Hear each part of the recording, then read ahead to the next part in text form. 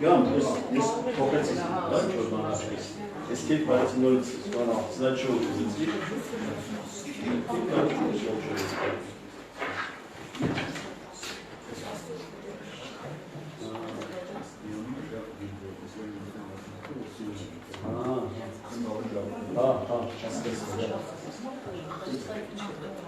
Jest. У нас высадочка должна. Я вам еще очень приятно.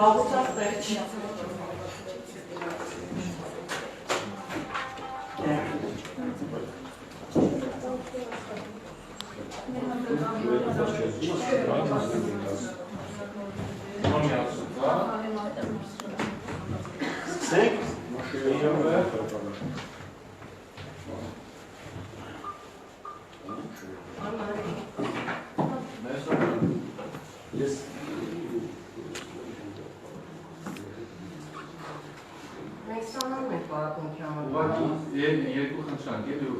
իմանան բոլորը որ հիմա ուղի եթեր է մեր մոտ կոնտրոլ ներողությունները անջատել որ չխանգարեն եւ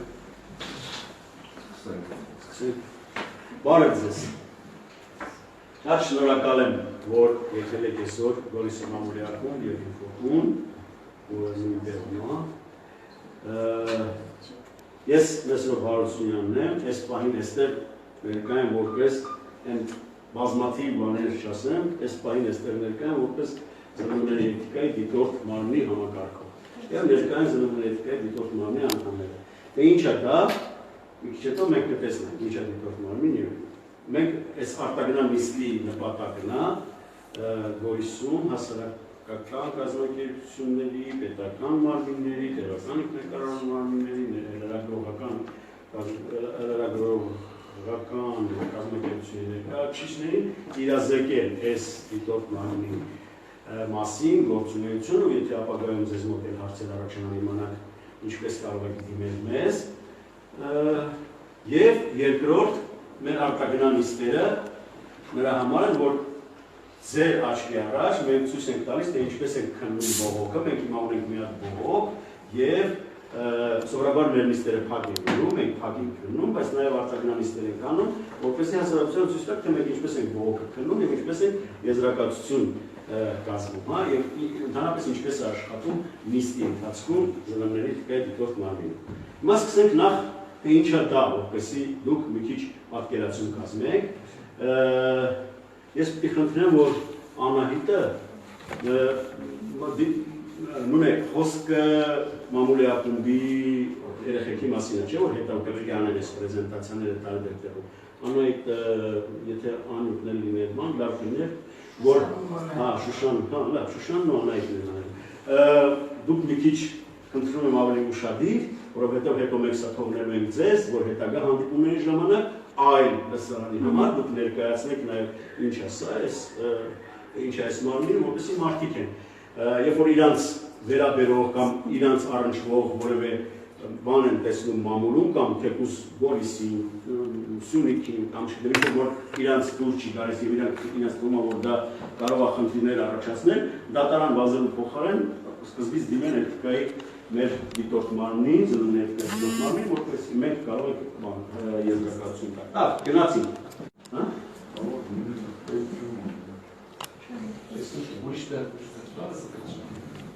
Հա, չէ, սա տեսնենք հիմա մի երկու բառով կասի ինչ է ինքնակարգավորենք։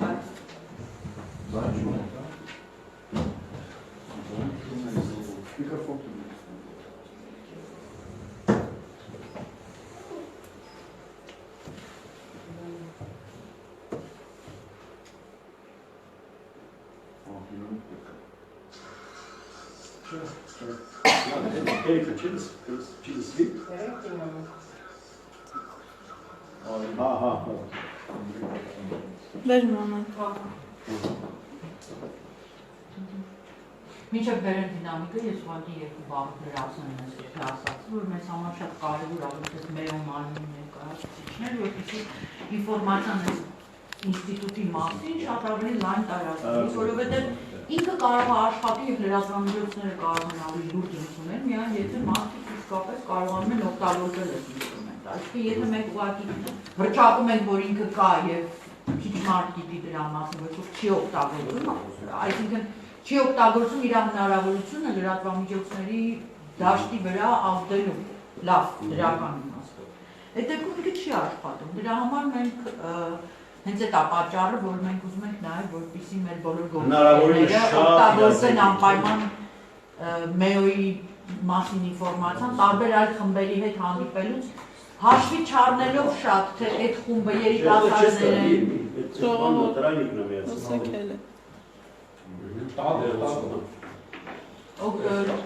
բան չանելով, հաշվի չառնելով այդ խմբի ասենք տարբեր լինելը հակառակը մենք ուզում ենք որ եւ երիտասարդներ եւ տարբեր ՀԿ դաշտի ներկայացուցիչներ ուղղակի տարբեր խմբեր, մասնագիտական խմբեր, ասենք չգիտեմ տարիքային տարբեր խմբեր անպայման տեղյակ լինեն եւ կարողանան օգտագործել, որովհետեւ էթիկական խախտումները, մարդկանց իրավունքների խախտումները լրատվամիջոցներ, որի դեմ իրանք կարող են ընդունել, շատ տարբեր են, բայց կարևորը որ մարդիկ իմանան եւ հասկանան, որ սա աշխատում է։ Դրա համար մենք շատ խնդրում ենք, որպեսզի սա հնարավորին չափի հետո տարածվի։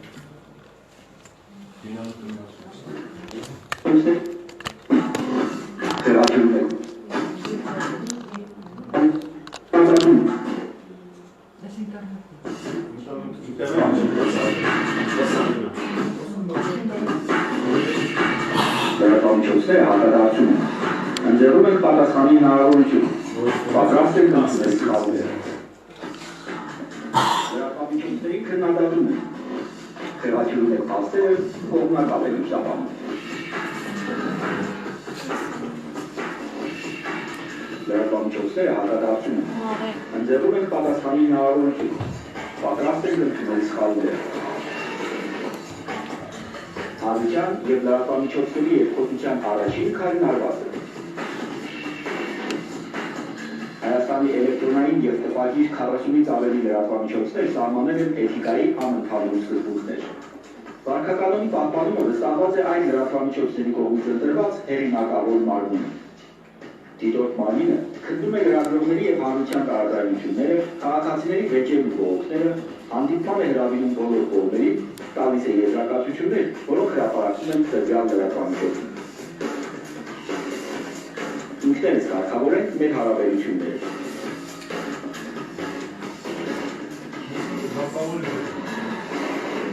Միջնորդ, աշխարհ։ Ամբողջ իմաստը նա է, որ հենց դատարան չհասնի, բայց այսօր դրա մասին խոսք։ Եզրակացությունները ինչի՞ն Էթիկայի կանոնագրի, որը ընդունված է եւ որը գրվեց, ստորագրված է 43 լրատվամիջոցների կողմից։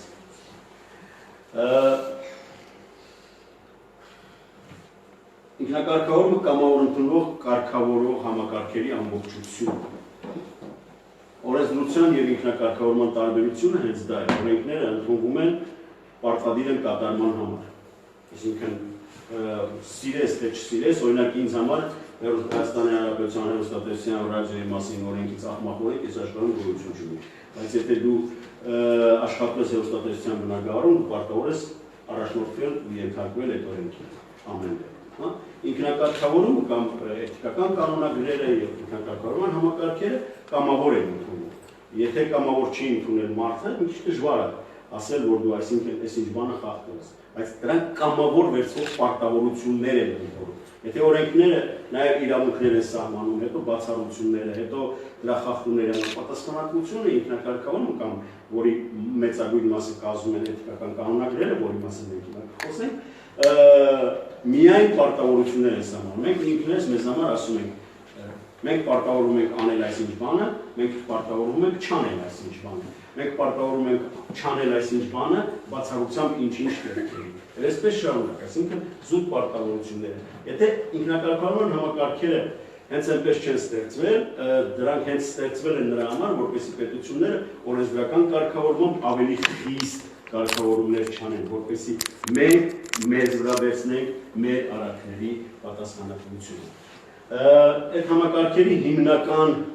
բաղկացուցիչները երեքը ես նշել եմ, էթիկայի կանոնագրեր, մենք ավելի շուտ ես չի, միասին ենք պատրաստել ես ամբողջ սլայդը, մամուլի խորհուրդներ, որոնք Լավ։ Կարևոր։ Հա, մամուլի խորհուրդներ, որոնք տարբեր երկրներում տարբեր անվանումներ ունեն, օրինակ Հայաստանում դա կոչվում է ԶԼՄ-ների էթիկայի դիտորդ մարմին, Գերմանիայում դա մամուլի խորհուրդ է կոչվում, Բրիտանիայում դա կոչվում է մամուլի դեմ բողոքների հանձնաժողով, Բրիտանիայում քիչ ուրիշ գործ է, եւ այդպես շարունակ մամուլի խորհուրդներ, որոնք այո, էթիկական կանոնագրերի հիման վրա հաշտարար միջնորդ դատարաններ, իդեպ այդպես անվանումներ կա, երկրներ կան, որոնք ես կոչվում են հաշտարար դատարաններ եւ այլն, այդպես ինքնակարգավորման մարմիններ են, որոնք հասարակության ապահովում են հասարակության եւ լրատվամիջոցների հարաբերությունների կարգավորումը ընդունված էթիկական կանոնագրերի եւ համընդհանուր սկզբունքների վրա։ Եվ մամուլի օմբուդսման կա, որոնք կամ կոչվում են news ombudsman, բանում տարբեր լրատվամիջոցներում, որոնք լրատվամիջոցների ղեկավարները վարձում են մարդկանց, որոնք նաև համարվում են ընթերցողների խմբագիրը, այսինքն ընթերցողների բոլոր բողոքները, դիմումները, չգիտեմ, մինչև խորհուրդ հասնելը կամ մինչև դատարան հասնելը իրենք լուծում են։ Իրենք ավելի բարձր են, քանի որ սեփականատերերն են իրենց վարձում, իրենց որոշումները պարտադիր են նաև լրատվամիջոցների խմբագիրների, ղեկավարների եւ այլնի համար։ Հայաստանում երկու փորձ եղել է մամուլի օմբուդսմանի,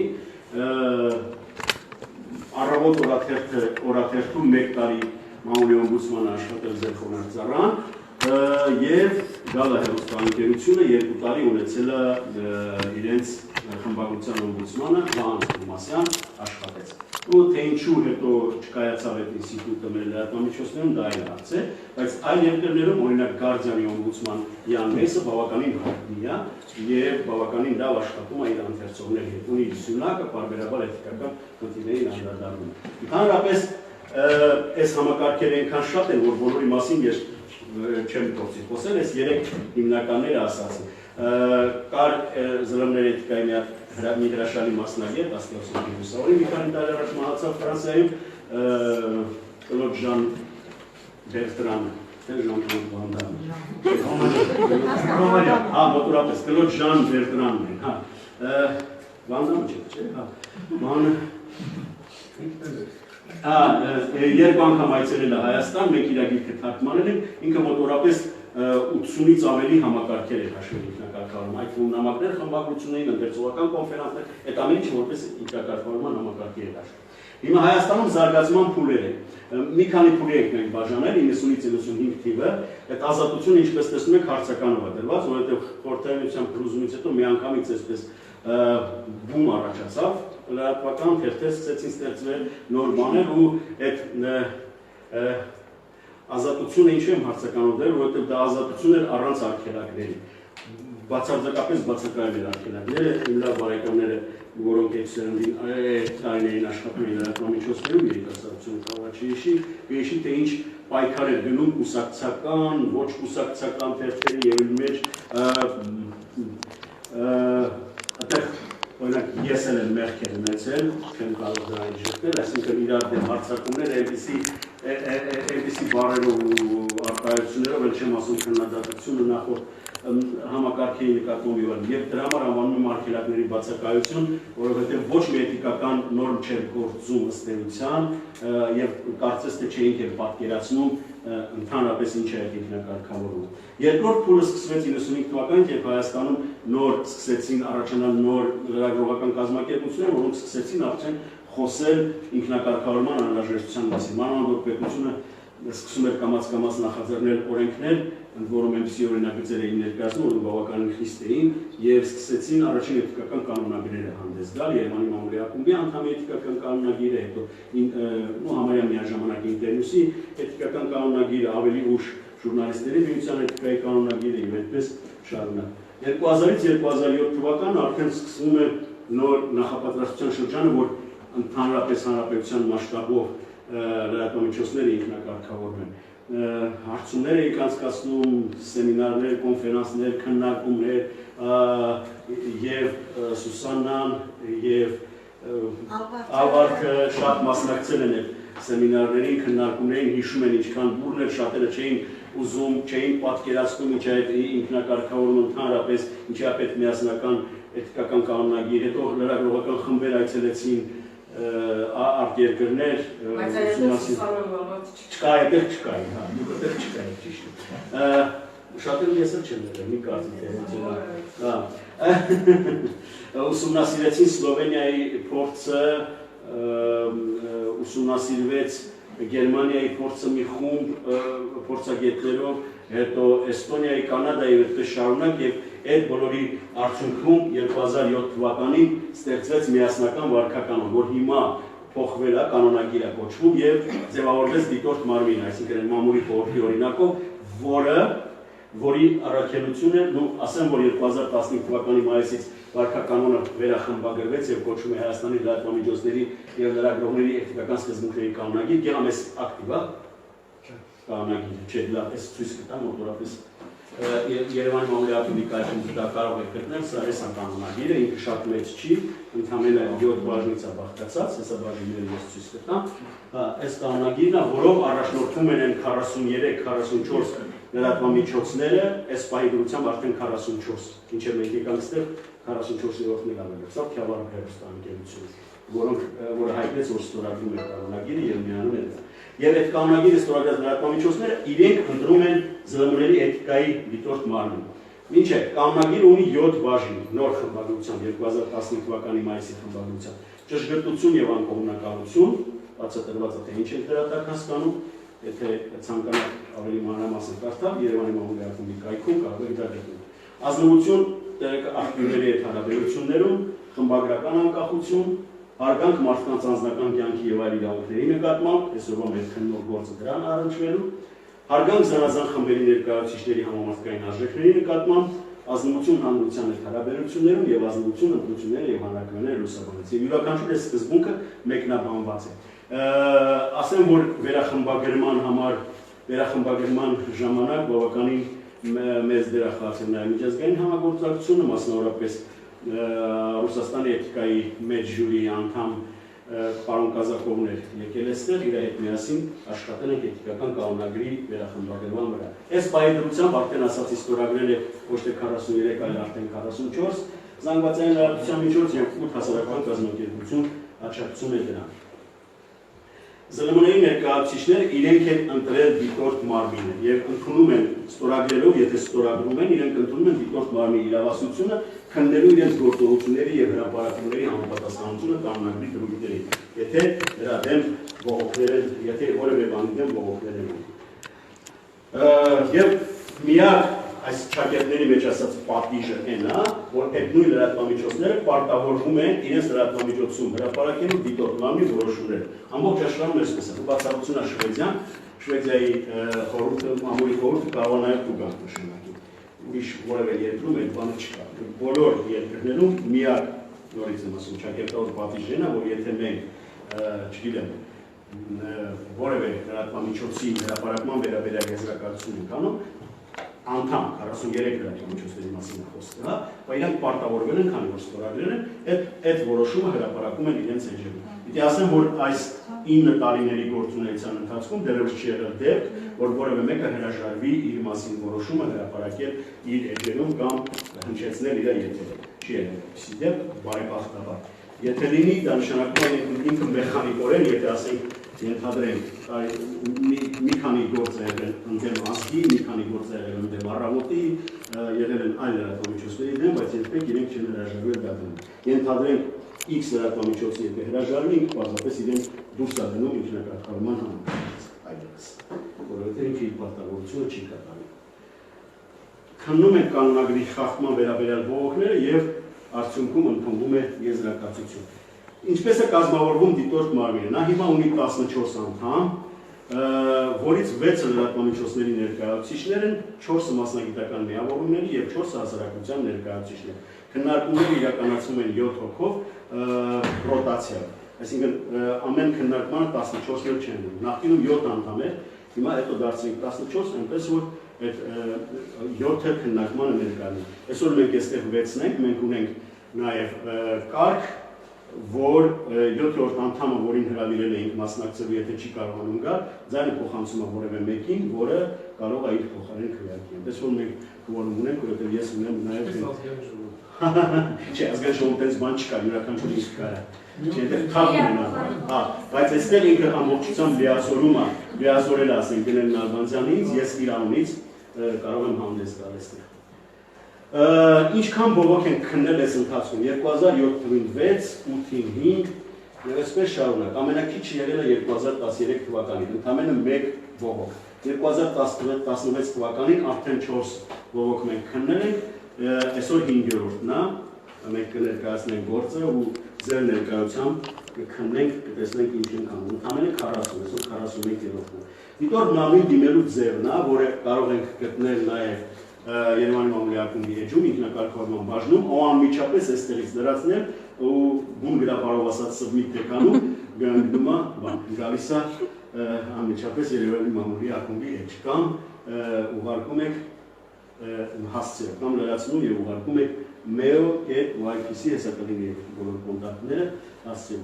Ուրեմն ասեմ, որ անցյալ տարիներին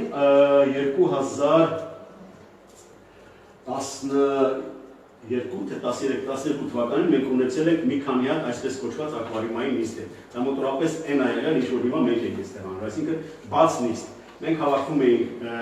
բաց նիստերի, քննարկում էինք ինչ-որ հարցեր, որոնք A1+-ի ուղիղ եթերում գնում ենք։ Դրա համար է կոչվում ակվարիումային։ Մենք իբր ակվարիումի ձկներ էինք, ակվարիումի մեջ նստած աշխատում էինք, մարդիկ կողքից նայում էին, ես ասած։ Պատկերավոր ասած։ Նայենք։ Չէ։ Կարող է մի քանի վայրկյան ուղղակի։ Մի քանի վայրկյան, թե ինչպես է դա ընթանում այդ ակվարիումային նիստը օրինակ։ Շատ երկար է, էլի, որտեղ ամբողջ։ Բայց ես մենք շարունակում ենք այս համացանցային քննարկման ռեժիմով աշխատել մեր դիտորդ մարմնի անդամների կազմով եւ այս մեր ձևաչափի նպատակային է, որպեսզի հանրությունը կարողանա նաեւ համացանցով հետևելով տեսնի ինչպես է աշխատում դիտորդ մարմինը, ինչպես է քննարկում տարբեր բողոքներ եւ լրագրողական էթիկայի հետ կապված խնդիրներ։ Մեր այսօրվա քննարկման թեման է այնպիսի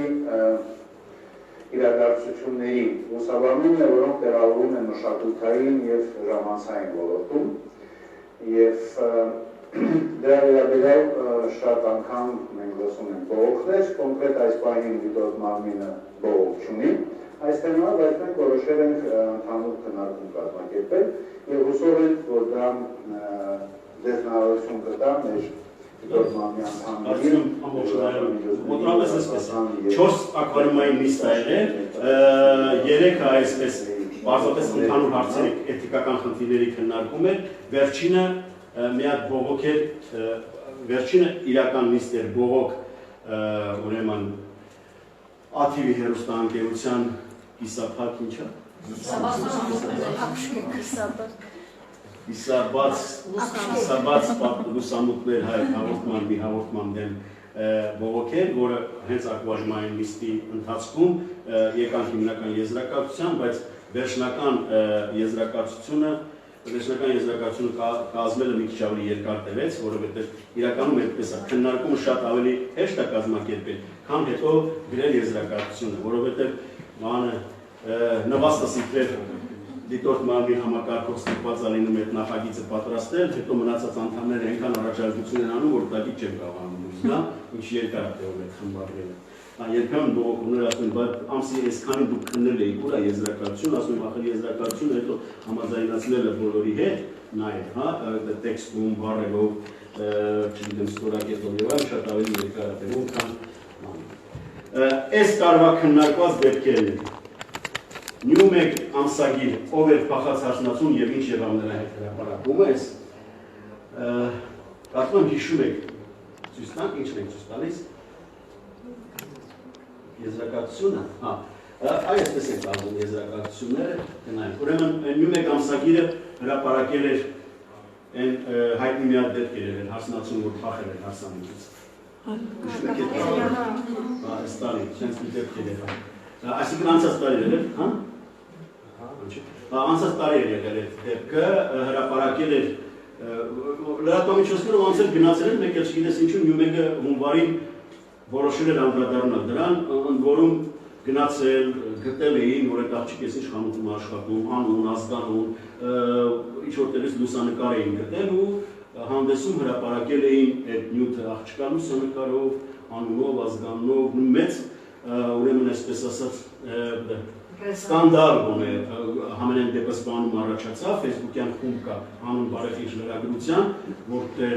լրատվամիջոցները քննարկում են իրենց էթիկական խնդիրները, դեպ դա նույնպես ինքնակարգավորման ձևերից մեկն է, եւ մենք որոշեցինք սովորաբար դիտորդ մարմինը աշխատում է, քննում է հարցերը, երբ որ բողոքներ կան։ Շատ հազվագյուտ դեպքում մենք կարող ենք մեր նախաձեռնությամբ վարույթ սկսել, ու բան սկսել, որովհետեւ մեծ բանավեճ կա, իդեպ, մենք երբ որ հանդիպում ենք մեր արտասահմանցի գոլեգաների հետ, իրենք այս դեպքը երբ որ պատմեցի, ասում, բայց դուք ինչ իրավունք ունեք,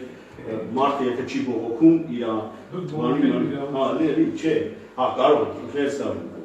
որ եթե զբաղվում եք այդ հարցը։ Բայց մենք որոշեցինք գնալ այդ ճանապարհով, սեփական նախաձեռնությամբ քննարկել, որովհետև աղմուկ էր բարձրացել գրողական հանրության շրջանում, դիմեցինք մի մեկ հանդեսի, իր ղեկավարությունը պատրաստակամություն հայտնեց եւ խոստացավ հրապարակել ենթարկվել դիտորդ մարմնի ցանկացած եզրակացության, իրենք եկան անգամ մասնակցեցին, ներկայացրեցին իրենց առարկությունները եւ խմբագիրը եւ նյութի հեղինակը մեր քննարկման արդյունքում, քանի որ ինքը այդ ժամանակ դեռևս ինքնակարգավորման նախաձեռնության անդամ չէր, մենք պարտավոր էինք իրան դիմել ու ասել, որ քննարկում ենք այդ հարցը, իրենք ընդունեցին մեր եզրակացությունը, հոդվածից հեռացրին հերոսին ճանաչելի դարձնող բոլոր տեղեկությունները, անուն, ազգանուն, լուսանկար եւ այլն, նոր տեքստով հրապարակեցին այդ նյութը եւ դրանից անմիջապես հետո նաեւ ստորագրեցին կանոնագիրը եւ հենց այդ ժամանակ դարձան 42-րդ թե 43-րդ անդամը այս ինքնակարգավորման նախաձեռնության հիմա նյութը դրա անդամը։ Մի քանի այս տարի մի քանի էլի գործեր են եղել, բայց դա արդեն ցույց չեմ տա, լուսանկարիչ Գերման Ավագյանն ունեն բլոգ նյուսի, հաջորդը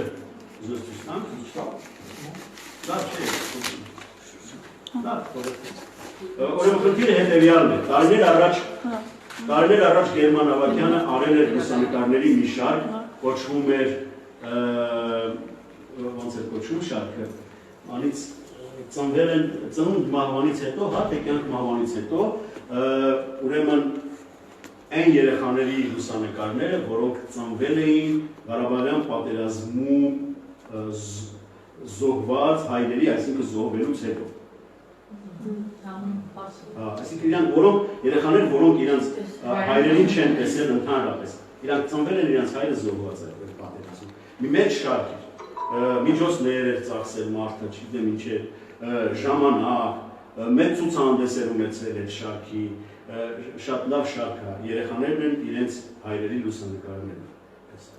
Եվ ահա, չգիտես ինչու, բլոգ նյուս կայքը, խախտելով հեղինակային եւ բոլոր տեսակի իրավունքները, վերցրել էր ու այդ լուսանկարները հրապարակել, առանց նշելու, որ դա Գերմանի լուսանկարներ է։ Այնտեղ ինչ-որ տարօրինակ վերնագիր էր դրել, ինչ-որ իր Facebook-յան էջում էր հրապարակել, եւ այսպես շարունակ, հա, Գերմանը բողոք ներկայացրեց, մենք քննեցինք եւ բնականաբար եւ կանոնագրի վրա հողում կատարելով եւ հեղինակային մենք իդեպ կարող ենք որոշումների ժամանակ հենվել նաեւ երբեմն օրենսդրական որոշումների եւ միջազգային ընդունված պրակտիկայի վրա եզրակացություններ, որ խախտվել է հեղինակային իրավունքը եւ առաջարկությունը կա, որ հանեն Գերմանը որոշել էր, որ պիտի նաեւ դատարան գնա նրանց դեմ, կա այդ իրավունքը, մենք չենք քննում այն ժամանակ, երբ որ գործը արդեն դատարանում, միայն դատարանից հետո բայց ի վերջո եկան հաշտության, այլևս դատարան չգնաց, նրանք որոշեցին, ուրեմն վերականգնեցին եւ Գերմանի հեղինակային իրավունքները եւ նշեցին, որ իրաննա եւ ներողություն խնդրեցին եւ այսպես եւ մնացած բաները։ Ու այս տարվա հաջորդը Մուշե Հովսեփյանը դեմ Շամշյանկովի, իր այսօրվա մեր գործն է, որ պիտի քննենք դարձել Շամշյանկովի դեմ է եւ չորրորդը չենք դրել, որովհետեւ չորրորդ շատ հետաքրքիր գործ էր, երկու լրագրողներ էին իրար դեմ, Գոհար Վեզիրյանը եւ Փայլակ Ֆահրազյանը, ընդ որում երկուսն էլ իրար դեմ բողոք ունեին։ Սկզբից Փայլակն էր Գոհարի, չէ, Գոհարն էր Փայլակի դեմ բողոք բերել, որ վիրավորական արտահայտությունը կային իրեն, հետո Փայլակն էր Գոհարի դեմ, որ միջամտություն է իր անձնական նամակագրությանը, որովհետեւ Facebook-յան իր նամակագրությունն էին հրապարակել ու դիտորդ մարմինը քննեց այդ գործը եւ երկուսի վարկում էլ վարքականոնի կանոնագրի խախտում է դա։ Դուք եթե ցանկանաք դիմել դիտորդ մարմնին, կարող եք կապվել մեզ հետ այս հեռախոսահամարներով, կամ էլեկտրոնային նամակով եւ կամ Երևանի մամուլի ակումբի էջով։ Ես ձեզ չեմ կարա կոչ անեմ, խնդրեմ եւ այլն, բայց պարզապես դիմում եմ ձեզ ասելու, եթե դուք տեսնում եք որևէ բան, որ ձեր կարծիքով կարող են էթիկական խնդիրներ առաջացնել, խնդրեմ կարող եք դիմել մեզ եւ մենք այս հիմա ցույց կտանք, թե ինչպես են քննում այդ գործերը։ Խնդրեմ։ Այսինքն կարող է ձեզ դիմում օգտագործել հանդես գալ նաեւ մի երրորդ անձ։ Հա, կարող է դիմել երրորդ անձ, որը համարում է, որ ասենք օրինակ Մուշեղ Հովսեփյանն ընդդեմ Շամշյան կոմի, Մուշեղը երրորդ անձ է, այնտեղ մարդու էլի անձնական կյանքի միջամտության խնդիր էր, եթե չեմ սխալվում, հիմա լավ չեմ հիշում, պարզապես Մուշեղը ներկայացնում է կազմակերպություն, որը զբաղվում է աշխատանքների իրավունքներով, disability ինքը, այդ կայքն է ներկայացնում եւ ինքը ունենում։ Այո, կարող է երրորդ անձ։ Շամշյանը հաղթել էր պոլիսից այդ երեխայի Այդ շատ կա, մենք իրան անդադ նախազգուշացնում ենք, որ մի արա այդ բաները, հիմա մենք պիտի նայենք մի գործ, եթե ուրիշ հարցեր կան, խնդրեմ։ Այո, բաց տեղադրված է, ամեն ինչ եղամ կարող ենք մենք մի հատ Wi-Fi-ի կարգ ցույց տալ։ Այսինքն կարող են լրատվական միջոցները միանալ կամ։ Իհարկե կարող է։ Դրա համար ընդհանրապես հարկավոր է նամակ գրել եւ ասել ֆիզիկապես ստորագրելու կարիք չկա, որ մենք միանում ենք եւ ընդունում ենք, բայց կարդացեք կանոնագիրը հետո, հա։ Այստեղ մտնում եք, սա YPCA-ի կայքն է, ինքը մենք առանձին կայք չունենք Երևանի մամուլի ակումբի, իրավունք եւ էթիկայի մեջ մտնում եք ինքնակարգավորում բաժին եւ այստեղ ամեն ինչ կա։ Իսկ քիչ առաջվա ձեր օրինակի մեջ, որ երեխաների նկարները, երեխաների զոհված ազատամարտիկների երեխաները այդ նկարներով հանդես էին գալիս, արդյոք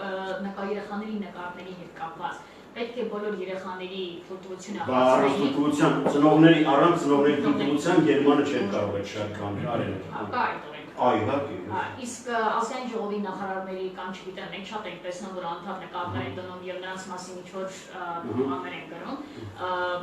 դա էթիկայի կանոնի որ այդ մասը։ Այսինքն իրանք հանրային դեմքեր են։ Հայաստանի հետ կապված էլի կարող են։ Մի քիչ ավելի նեղանում է, իհարկե կարող ենք, բայց մի քիչ ասեմ, որ ընդունված է այսպես, որ հանրային դեմքերի դեպքում անձնական կյանքը մի քիչ նեղանում է, էլի մի քիչ շատ բաց պիտի լինի հասարակության համար։ Իհարկե, որ ինքը, չգիտեմ, մեծ բնակարան ունի կամ տուն ունի, դա իր անձնական կյանքն է, բայց քանի որ ինքը պատգամավոր է ու իրան դրել է կամավոր հասարակության ուշադրության առաջ, մենք էլ կարող ենք իմանալ որտեղից է բնակարանը, կամ այդ ու նաև աստրերը ման, այդ ընդունված սկզբունք է, հանրային դեմքերը, մի քիչ ավելի բաց պետք է լինի։ Կամ ես միշտ բերում եմ բանի օրինակ, աստրերի կամ աստրիկների, զանազան մակարդակի, այն որ Տաշին մրցանակաբաշխության ժամանակ բնակարան էին նվեր ստանում, զանազան աստրեր, հետո երբ որ այդ մասին քննարկում էր գնում լրատվամիջոցներում, ասում դուք ինչ իրավունք ունեք քննարկել մեր անձնական ժեստները, մի քանի միլիոն մարդու աչքի առաջ բնակարան եք նվեր ստանում, մենակ պետք է ծափ տալ, իսկ քննարկել չի կարելի։ Ճիշտ չի։ Լավ, շնորհակալություն, եթե իմ գործընկերներից ավելացնելու բան կան ունեն։ Չէ՞։ Հիմա մենք ձեր աչքի առաջ ցուցադրական դիտորդ մանրի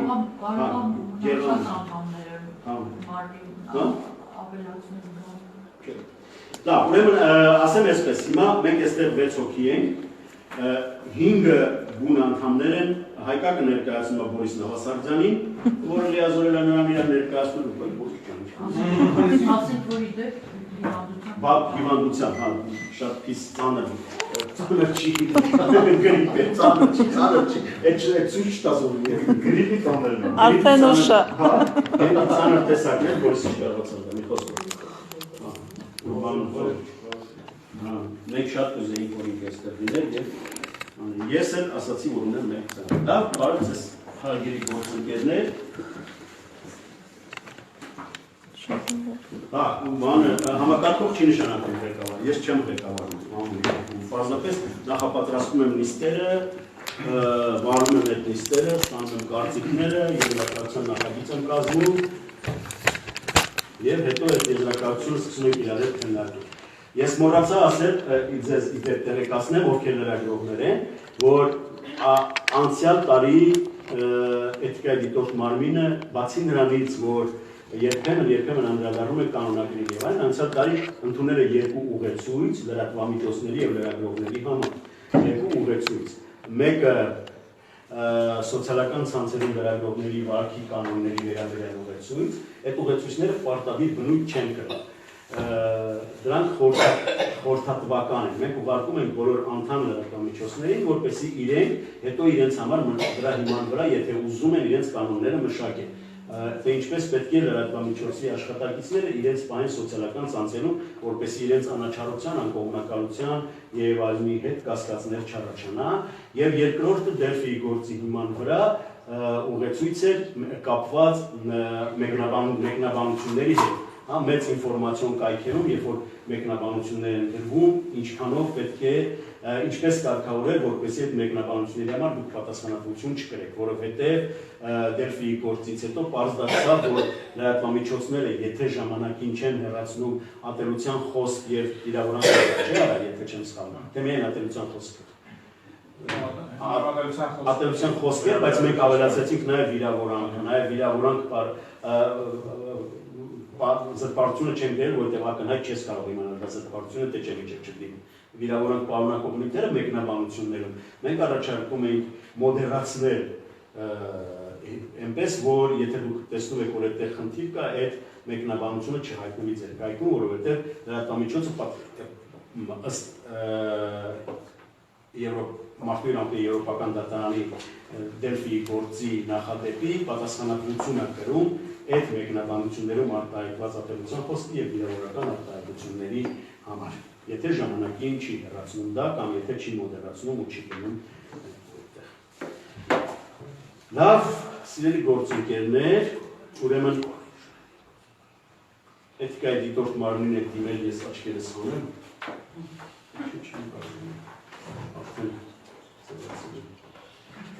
Ոչ թե աչքս հանեմ, այլ աչքերս հանեմ, դնեմ աչքերս։ Այո։ ԶԼՄ-ների էթիկայի դիտորդ մարմինին է դիմել Գևորգ Հայրապետյանը, որը իրավաբան է, աշխատում է անձնական տվյալների գործակալությունում, անձնական տվյալների պահպանության գործակալությունում, բայց դիմել է կարևոր չի, ինքը դիմել է իբրև քաղաքացի, որ էթիկական խախտում է նկատել Շամշյան.com կայքում հրապարակված ապարանի ոստիկանները հայտնաբերեցին 20-ամյա հարսին, ում գյուղացիները կարծում էին, թե արջն է տարել, ֆոտոռեպորտաժ, տեսանյութ հերթարության նյութին։ Նյութն այն մասին է, որ ոստիկանության ապարանի բաժնի աշխատակիցները Երևանում հայտնաբերել են Արագածոտնի մարզի Եղի Պատրուշ գյուղի բնակչուհի 20-ամյա Հրանուշ Եղիազարյանին։ Հա, որ իբրե արջն է տարել։ Միաժամանակ նյութում ներկայացված է քաղաքացու ձեռագիր նամակի լուսանկարը եւ բողոքը վերաբերում է հենց այս լուսանկարը հրապարակելուն, որովհետեւ բողոքողը կարծում է, որ նամակը պարունակում է անձնական կյանքի տվյալներ, ներկայացնում է քաղաքացու վիճակը, խնդիրների առկայությունը, միաժամանակ անդրադարձ կա քաղաքացու երեխային։ Եվ բողոքը հենց սրա դեմ է, կարծում է բողոքագիրը, որ նամակը հրապարակելը մի կողմից միջամտություն է քաղաքացու եւ նրա ընտանիքի անձնական կյանքի հարգանքի իրավունքին, մյուս կողմից չկա այդ նամակը հրապարակելու գերակայող հանրային շահ։ Խնդրեմ, ես ուրեմն ձեզ բաժանել եմ նյութը ու եզրակացության նախագծի վերաբերյալ հետո խոսենք։ Արա, իսկ անձնական տվյալների պահպանության օրենքում ինչ-որ բան կա սրա հետ կապված։ Դե դարապես անձնական տվյալ մենք իրավական, երբ որ իրավական հարցեր առաջանում, մենք անմիջապես դնում ենք մեր իրավաբաններին, մի քանի հոգի են, այսօր ներկա է Արա Ղազարյանը իրավաբան։ Ես մոռացա ներկայացնել, որ ներկա են Արա Ղազարյանը իրավաբան, Գեգամ Բաղդասարյանը անալիտիկոն հանդեսի գլխավոր խմբագիր, Նունեն Սարգսյան մեծանախաձեռնությունների կենտրոնի նախկին ինտերնյուս գործադիր տնօրեն, հայկական ասացի Բորիս Նավասարդյանն է ներկայացնում, Գեղամ Վարդանյան մեդիայի կայքի պրոդյուսեր եւ ձեր կոմերցարան Մեսրոպ Հարությունյանը, որը նաեւ գնելն Արմանձյանը։ Երկաթված եմ, խնդրեմ արագ, ինչ են նախընտրել շնորհակալ ազնական տվյալ։ Մենք ունենք նոր օրենք, այդ օրենքը արդեն փոխություններ կբերի դաշտում, ազնական տվյալների պաշտպանության մասին Ինչ բարձր է առաջին ինչ է նշանակում ազնական տվյալ։ Ֆիզիկական անձին վերաբերող ցանկացած տեղեկություն, որը թույլ է տալիս կամ կարող է թույլ տալ ուղղակիորեն կամ անուղղակիորեն նույնականացնել։ Ըստ այս հոդվածում կան շատ անձնական տվյալներ, բայց օրենքում կա բացառություն հատուկ լրատվամիջոցների համար, որ օրենքի այդ դրույթները, որոնք արգելում են անձնական տվյալների մշակումը, իսկ անձնական տվյալների մշակումը օգտագործում է հավաքել բաներ եւ այլն, եւ գարնում է լրագրության նպատակը։ Հիմա սա ավելի լրագրության նպատակը նշանակում է սահմանափակումը չի կիրառում, այսինքն թույլատրվում անձնական տվյալները մշակել։ կոնկրետ որ տվյալը ցանկացած տվյալ, որը կարող է նույնական է, դա կարող է լուսանկարը, անունը, ազգանունը, բնակվելու վայրը եւ այլն։ Ըստ անձնական տվյալն է, որ անազգանուն նշել է, չէ՞, բնակության վայրը նշել է, ձեռագիրը նույնպես կարող է անել անձնական նամակագրություն, այսինքն կարող է նամակագրությունը հրապարակել։ Չէ, մենք նախ որոշում ենք, թե սա անձնական տվյալ է թե ոչ։ Հետո օրենքը ասում է, ես հիմա այդ մասը գտնեմ։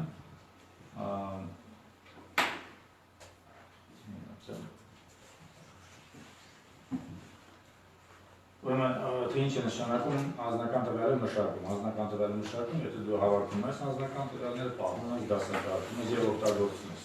Հազար լրագրողը հավաքել է, պահել, օգտագործել է։ Հիմա հաջորդը սուլ օրենքով սահմանված անձնական տվյալների մշակելու սահմանափակումները չեն տարածվում բացառապես լրագրության, գրական եւ գրաստական նպատակներով մշակվող անձնական տվյալների վրա։ Այսինքն թե լրագրության նպատակով անձնական տվյալը հավաքվում, պահպանվում, օգտագործում, դա խախտում չի համարվում։ Մենակ բոլոր դեպքերում խախտում։ Հիմա հետևաբար այս թեման պետք է խնդիրը տեսնել համաչափության մեջ։ Այսինքն ոնց նշվեց հանրային թե ոչ, կար այլ նվազ միջամտող բնույթի եղանակ որպես անձնական տվյալներ։ Արդյոք ինչ նպատակ է հետապնդել լրագրողը։ Հանրային շահերներ ծառայում թե ոչ, արդյոք հանրություն հետաքրքրված իմանալու թե կինը տնից փախել է թե ոչ կամ ինչ է փախել թե ոչ, ինչ որ մի գյուղում, ինչ որ մի կին կամ որ նա լուրջ խնդիրներ ունի ընտանիքի, արդյոք հանրային շահ կա։ Հետո այստեղ պետք է խնդրել լուծում, այսինքն համաչափության մեջ, անհրաժեշտության մեջ, այլ ոչ թե Կարելի անձնական տվյալների հետ կապված մի հարց ու նաև համաչափություն։ Փաստորեն առանցային արգին բարոյական ասացել կոնկրետ մարդու թե անձնական տվյալների օգտագործումը, թե անձնական նամակը։ Մենք եթե չեմ սխալվում պիտի առաջարկենք, որ այս լուսապատկին անձնական նամակի հանրի նյութից։ Գիտեմ, դեռ ես եզրակացություն նախագծում դա եմ արել, բայց հիմա Արայի ասելուց հետո սկսում եմ կասկածել, մենք ուսույց բան անենք։ Բացի լուսապատկից, գուցե գոնե մեր եզրակացության մեջ անվան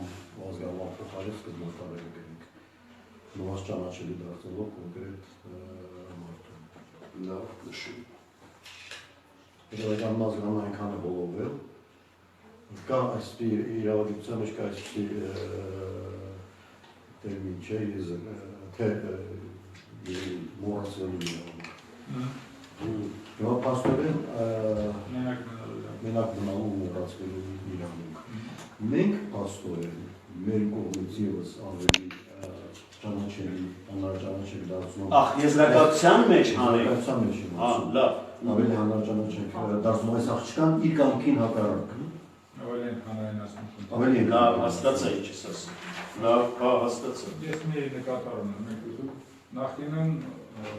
դեպք մարմնի որոշումների մանրադարձել է տարբեր կատեգորիաների հանրային իրավասություն, թե ընթերցողի մեր հետաքրքրասիրություն։ Հետաքրքրասիրություն։ Իսկ հիմա մենք այս շրջանակում ենք հետաքրքրասիրություն արդեն։ Կարան հետաքրքրություն, թե որոշ ընթերցողը սիրում է սկանալ այն նյութեր, ուրիշի կյանքի մեջ ուրիշի կյանքի մասին դրվագներ կապեն, նման ընթերցողներ կա, դա մարդուն բնորոշ գիծ է, չէ, հետաքրքրասիրություն։ Բայց արդյոք եթե Շամշյանը փորձում էր բավարարել որոշ մարդկանց հետաքրքրությունը, դա անիրավաչափ է։ Իսկ եթե հանրային կարծիք կա, դեռ պետք է քննարկել, ասենք մասնավորապես շատ միջամտող բնույթի նամակի հրապարակում։ Մեկ էլ ինձ թվում պետք է դիտարկենք այն լուսիներով, որ ինֆորմացիան մի անգամ որ մտավ ինտերնետ, դա արդեն հնարավոր չի հանել, այսինքն անվերահսկելի է։ Ես 2 օր առաջ նայեցի, ինքը չգիտեմ, անի 10,000 գիտի Երեկեզան կայքի վրայի դրած թվի որավաշ ես հիմա նույնիսկ դրա 10%-ն կլինի արդեն միտքի։ Որտեղ 36,000 էր, թե ինչքան դիտում։ Ես մի առաջարկություն դիտում ասենք կարելի է համարել, որ ինքը դիտվել է եւ մոռացել, եթե մենք հաշվի չառնենք, որ ինքը կարող է նաեւ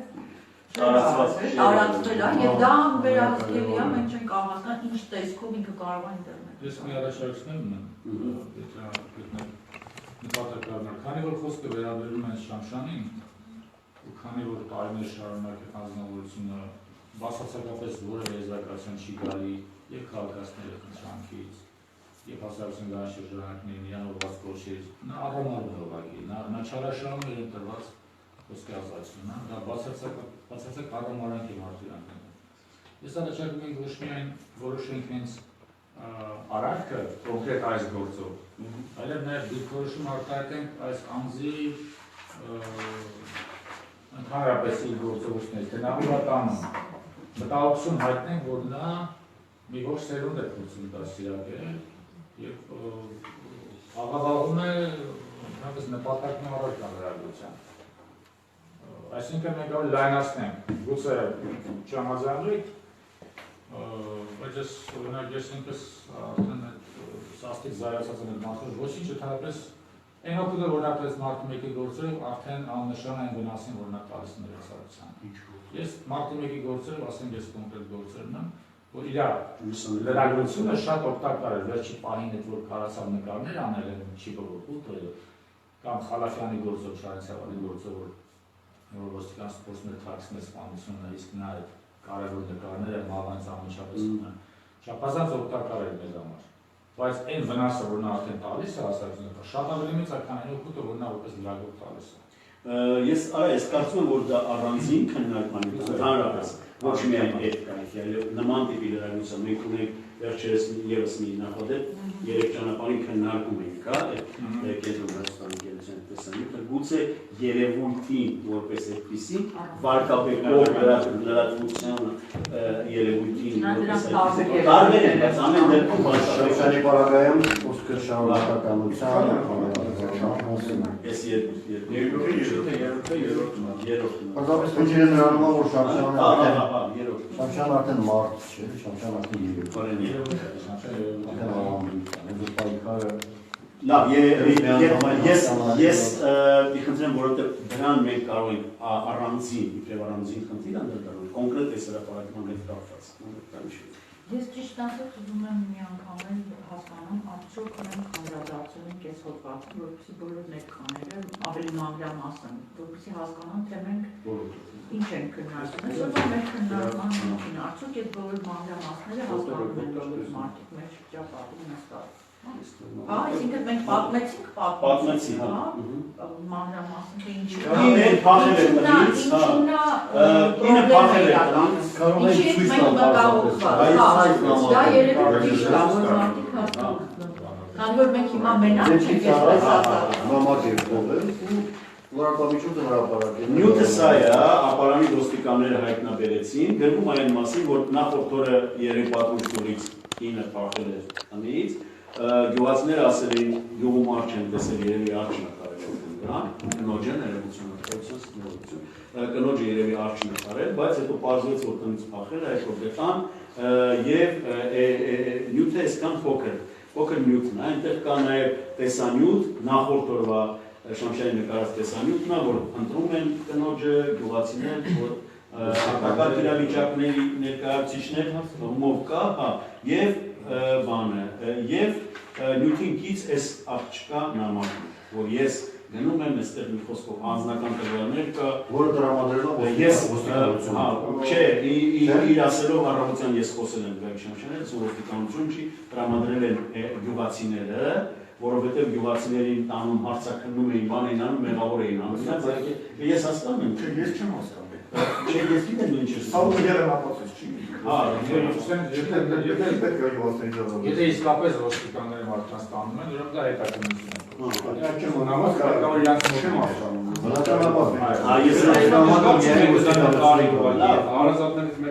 Ամեն դեպքում երկրորդը չեմ հասկանում, ինքը ինչ է ասում, ինչ անում։ Ոչ մի բան չի անում, ես պարզապես ասում եմ ինքը ինչ ասել։ Գյուղացիների պաշտպանելու շահառում է, հա։ Ես ոչ, չէ, բայց Իսկ ինքը հոդվածում բացատրում է։ Չէ, հոդվածումը շիմա չի բացատրել։ Ես ուզում եմ ասել, ես չեմ արդարացնում կամ բան չեմ անում, պարզապես ասում եմ ինչ մեկնաբանություն տվեց մարդ։ Այո, ինչ մեկնաբանություն տվեց, որը կարող ենք ընդունել, կարող ենք չընդունել որպես այդպիսի։ Կամ բան։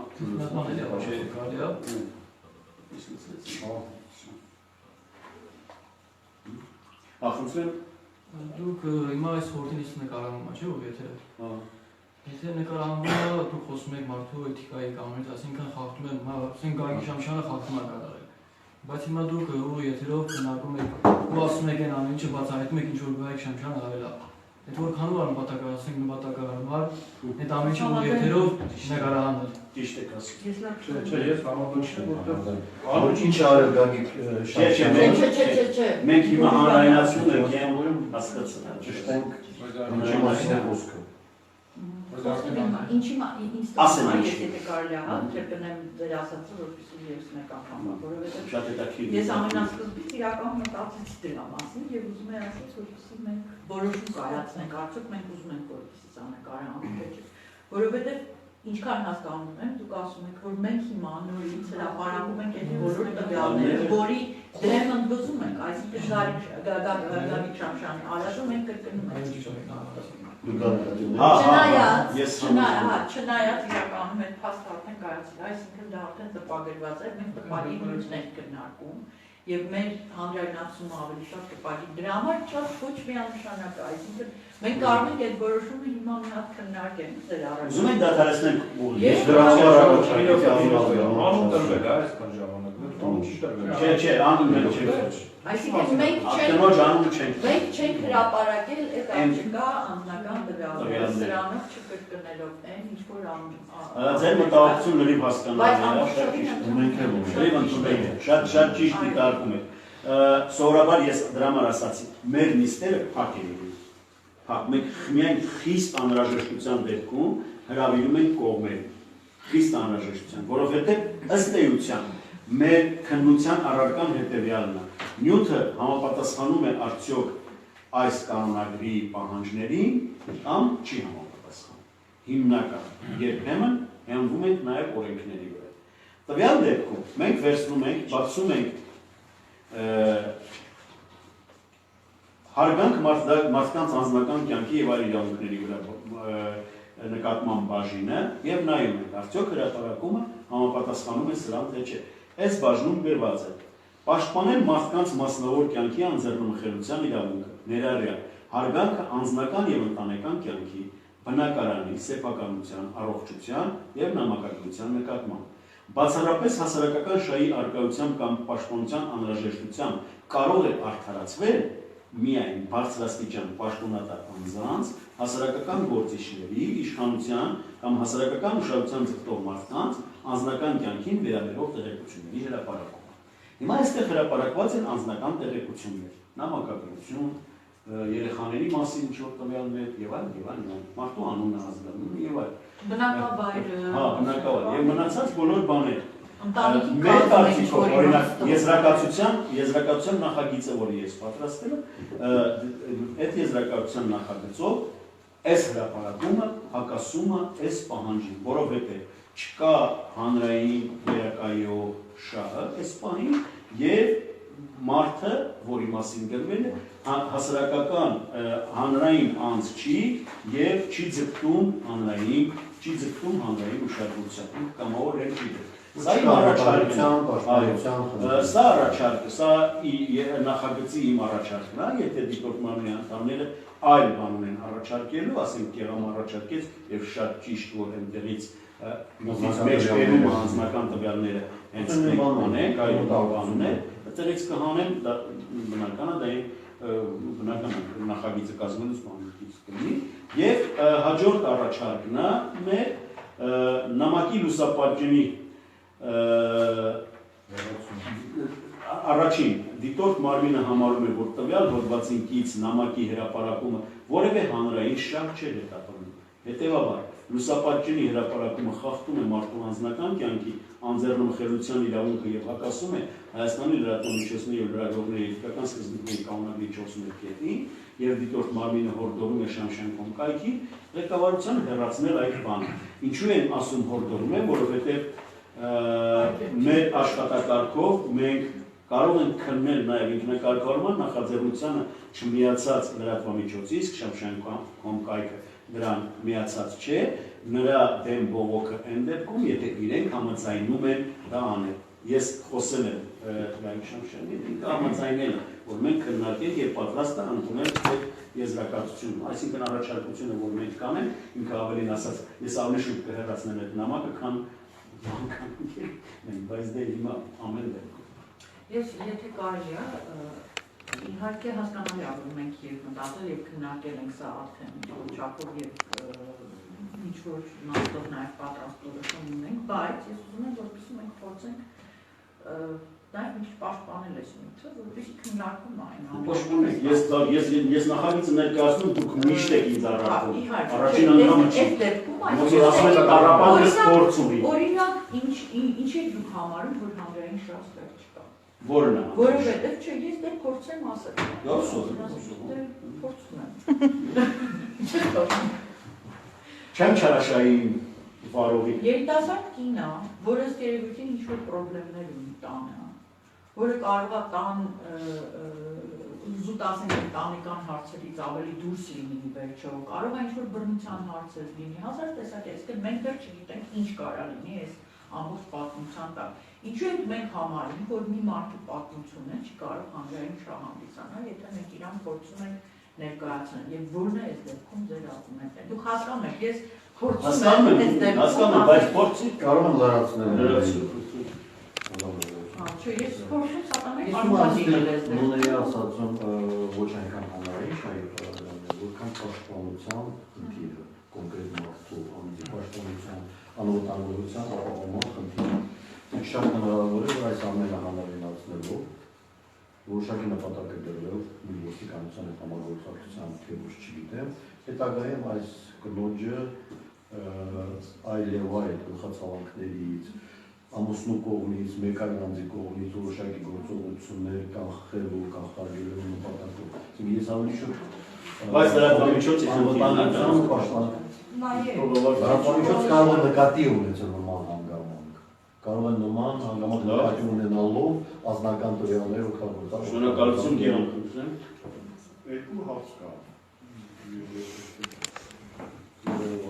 Մեկ դրադիքանչան ինքն ասել։ Հանրային շահ այն է, որ գյուղացիներին ոստիկանները տանում են բահին բերում։ Որ նամակ հրապարակելով այս նամակ հրապարակելով ինքը պաշտպանել է հանրային շահը, ընդունելի չի դառնում։ Իրականում ինքը այս նամակով ապացուցել է դա, որ գուցե ոստիկանները հիմք ունեն գյուղացիներին ինչ-որ բանում կասկածել։ Որովհետև նամակի մեջ անհասկանալի եւ անուններ եւ անհասկանալի ինֆորմացիա տրվում, որը կասկածների հիմք է։ Բայց դրանից դուրս գա բան, եթե մենք բան սկսենք հիպոթետիկ քննարկել հանրային շահի տեսանկյունից, եթե ասենք դու սպეციფიկ խնդիր ունի, թե բնակավայրը սպეციფიկ խնդիր ունի, սպეციფიկ խնդիր վերաբերյալ դու ուշադրություն ես դասում սպეციფიկ խնդիր, ասենք սպеციფიկ խնդիրը մեր Հոդվածի հերոսներից մյուս արջը։ Ենթադրենք, եթե այդ համայնքի համար արջը լույս խնդիր է եւ այդ արջը անընդհատ ասում է հերթական անգամ այցել դա, չի լինի։ Հոդվածի հերոսը հերթական անգամ այցել դա, եթե արջը չեմ ասում ինչ նշանակում։ Դու ինչ կասես։ Հիմա չարական տվյալների չէ։ Եթե բնակավայրը խնդիր ունի, այդ արժանանցած գարսակում եւ ուշադրություն չկա, դու վերագրով Կարող ինչ-որ մեկը մեր հրավերում։ Ինքս տեղ ասում։ Ու եթե դու հրապարակում ես անձնական տվյալներ բացելով այդ խնդրի մասին, ու ի վերջո այդ արջի խնդրի լուծման համակարգը մի կանարային շահ։ Կամ ասենք չգիտեմ, փոքր քաղաքը ունի տեղ, որտեղ որ ասենք Արջի Ընդհանրապես ասենք ինքնասպանությունների վրա որ տանեմ, ասենք սպეციფიկ քննի ինքնասպանություն ուսանողի կարող է շփվել արտարացված։ Այո, ես հենց դրա մասին եմ ասում։ Հիմա եկեք այն ամենայն ես ունենք ինձ հետաքրքիր նաև ինչեր նկատում եմ։ Բայց արջի յոթ խնդիր է։ Ես մենք հյուրերը որոնք մեզ հյուրընկալել են։ Ասում եմ գյուղացիների պատմվածքի առողջության հրավերում նկատել էր, որ արջը հերթական անգամ հայձելել է գյուղ, որից հետո անհետացել է։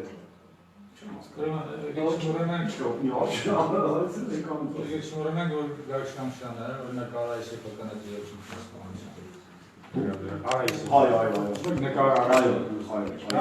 կոպտորեն միջամտեց նախաձեռնության, դա ապացույցները ազդել է։ Ինչ է, բայց ինքը երբ որ ասեցին քննադարել դուրս իրավունքով, միջև ոստիկանների գնալը դու արդեն այնտեղ եւ նկարեցի մարդուն մոտ տարածքից, ինքը պատճառը միակից որ ոստիկանությունը սկսել էր արդեն աղավաղել գործի քննությունը, դրա համար ես նկարեցի ու նկարը դրեցի ինտերնետում, որպեսզի ճիշտ հունի մեջ դրեն։ Ինքը ինչ-որ տես բաներով բանացեց, բայց նման բան չէր գրել։ Այսինքն ինձ թվում է ինքը, որ շան խոշում ասելով զբաղվում է անիրավաչափ, անօրինական լրագրությամբ, անպատասխան լրագրությամբ, ինքը լեգենդա է համար ստեղծել։ Որ հենց որ սկսել նեղարել, ինքը միանգամից բերի, ասի ոնց որ իմ ասում, ոստիկանները իրենց իրավունքները չարաշահում են, դրա համար ես հրապարակեցի, որ դրանց դեպքը կանխեն։ Կամ Արայսի սեփականների դեպքում Պաշտպան է գյուղացիների։ Չէ, ինքը ուզում ասի ոստիկանները խախտում են, դա արդեն հանրահայտարարություն ներկայացնում, դրա համար ես ինչ-որ քայլ եմ անում, լրագրություն եմ տալի, որպեսզի խախտումը կանխեն։ Իսկ դա լեգենդ է ինքը օրինում, որովհետև եթե տենց ամեն լրագրված մեջ պետք է ինքը ներկայացնի կոնկրետ որն ամենի շահ։ Ինքը որ ներկայացնի դուրս քրտնի որ բացի, ինքը դի շատ ժամանակ ծախսի որ բացի վրա։ Բայց չի ասցենի, որտեղ ինքը օրեկան 30-40 հոդված է, այսինքն բիզնես է արդեն։ Ինքը ընդհանրապես մարդկյանքի համար զորել է, ինքը սա կոմերցիա է։ Իրականում ես պետք է ասեմ, որ լրատվությունը ընդհանրապես բիզնես է, այլ չմոռանանք դրա մասին, եւ լավ կլիներ, որպեսզի մեր լրատվական դաշտը ավելի շատ բիզնես։ Ես ընդհանուր բուր քննարկումի չէ, ուրեմն ես հավատեմ, եթե անային շահը կա, ուրեմն պետք է լրագրողը ցույց տա հոդվածի մեջ։ Թե ինչու է ինքը մտնում մարդու անձնական տիրույթ, ինքը պետք է հիմնավորեր Ինչի է ինքը նամակը, որ մարդու ասենք անձնակոսորտության սրտոսն է, իր երեխեքին ուղղված խոսքին հետ կնոջ դարձնում է, կինը մեծ դժվարություն է տանում։ Այս մարդը առանց հաշվարկել հրապարակել, եթե կաս ինչու է որոշել այդքան ծայրահեղ քայլել, չի ասում։ Եվ երբեք ինքը չի ասում, նրա ոչ մի հոդվածում ինքը չի բացատրում, թե հանրային շահը որն է։ Ուստի դրա համար ես կարծեմ, որ դա անպատասխանատու լրագրության Շատ YouTube չկա։ Բանավոր պատճառաբանությունները Շամշյանի, մենք չենք կարող որպես հիմք ընդունել ընդհանրապես։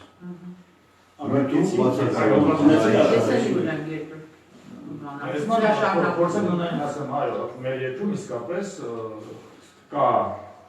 հանրային շահ, որպեսզի ոստիկանությունը գործի իրավաչափորեն, մենք գիտենք, որ ոստիկանությունը հետաքննության փուլում մարդկանց վրա գործեր սարքել այսպես կոչված բանում մեծ փորձ ունի, եւ ստեղ իսկապես լրագրությունը կարող է կանխել, եթե ժամանակին ինչ-որ ինֆորմացիա տա հանրությանը եւ հանրային ճնշումը սկսի աշխատել, ոստիկանությունը վերադառնա իր իրավաչափ շրջանակներին։ Բայց դա մենք պետք է տեսնենք կոնկրետ, չէ՞։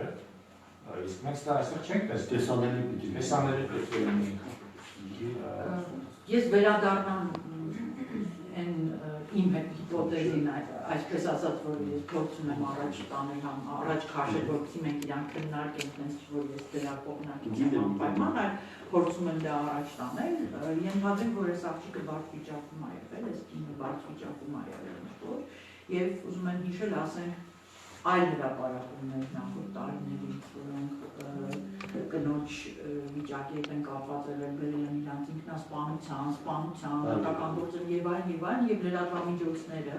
Եթե ոչ կանխել են, ապա համենայն դեպս այդ հարցերը հանրայնացվել են։ Կարող կարծիք մենք այստեղ համարել, որ հնարավոր է սա այդ կնոջի, եթե մի կողմից Շանշանը ասում է, որ սա գյուղացիների պաշտպանության հարց է, կարող են կարծիք մենք ասել, որ այս կնոջ պաշտպանության հարցը, այդ ոչ պաշտպանության հետքան, ինքնան այս հարցի հանրայնացումն է, այսինքն ընդհանրապես կնոջ վիճակի փոքր բնակավայրում, փակ ընտանիքներում, կոնսերվատիվ շրջանակում, կարող է բայց դա ակնհայտ չի, բանը հանրային շատ չէ, հասկանում եմ, հանրային շատ պետք է ակնհայտ լինի, այսինքն երբ որ ակնհայտ չի այդ շահը, չկա, չի երևում, ու մենք ենթադրելով չենք կարող ասել, եզրակացություն չենք կարող անել, ենթադրելով, որ այդտեղ կար հանրային շահ, զուտ ենթադրությունների վրա չենք կարող լինել, այսինքն այդ շահը պիտի ակնհայտ լինի, իրականում կա, ճիշտ է ասում, մենք նախորդ մի քանի եզրակացություններում գրել ենք հանրային հետաքրքրասիրություն, պարզապես, յուբապից, ռուսերեն ասում են, հետաքրքրասիրություն, բայց ոչ ինձ ես, ոչ հանրային շահ, հետաքրքրասիրություն կա, բոլորս սիրում ենք, ամբողջ աշխարհում սիրում ենք, բանից առաջին ցեղային համայնքից սկսած մինչև այսօր մարդիկ հետաքրքրվել են ուրիշի անձնական կյանքում։ Եվ լրատվամիջոցների, ասենք, նպատակներից մեկը այդ հետաքրքրասիրությունը էլի բավարարելն է, մինչև այն պահը, երբ դա բախվում է ուրիշի իրավունքների հետ, չէ՞ երևույթը։ Շահերի հետ, հա։ Պարզա, մենք բազմաթիվ Եթե հետ դրան հասնենք բան, նախնադարան համայնական հասարակարգ, հաստատ կտեսնենք, որ ցեղերում կանայք էլ դա էին զրուցում, բա իմացար են որսորդի գլուխը Սեղերում աղաչ, հիմա ունեի շահավայքի եթե այստեղ խնդիր կա, այսինքն եթե կինը որը խնդիր ունի համայնքում, ընտանիքում, իր ընտանեկան բողոքության հոգեբախման հոգեկան խորհրդական վիճակների եւ այդ կինը համաձայն է որ իր պատմությունը պատմի հասարակությանը, կինը համաձայն է իր պատմությունը կիսելով օգնի, որ խնդիրը լուծում ստանա, մյուս կանանց համար ավելի դրական գործ անի այդ իմաստով, ու այդպիսի օրինակներ Հայաստանում շատ ունենք այդ նմանադրայնության եւ ուրիշ լրատվամիջոցներում, իհարկե հա։ Մի հարց կարելի է։ Բայց այս դեպքում իհարկե չէ։ Հա, որտեղ ոչ ինքն է, ոչ իր համաձայնությունը կա, ոչ երևում որ իր համաձայնությունը։ Բայց տեսականորեն կարող է լինել, իհարկե։ Ոչ մնացած, ոչ իր անձնական տվյալները հրապարակելու հետ կապված համաձայնություն կա։ Եվ ոչ էլ ժանձում է։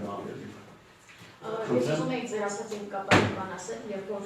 հանդուրժության ենթարկված կնոջ մասն եք խոսում, մենք այդպիսի մի հատ ունեին Ավտագուշակ Բարսիկի հարցը, ես հիշում եմ, որ իրենք համաձայնվել էին եկել եթե, բայց այդ դեպքում արդեն ընտանիքի բոլոր անդամներին, հա, Իսուրին, որին անվանում էին Ավտագուշակ Բարսիկ, ինչպես որ անվանում էին այդ գյուղում, կամ ամուսնու նկատները եւ այլն բոլորը արդեն դրված էր իր մամուլում։ Հիմա հարցը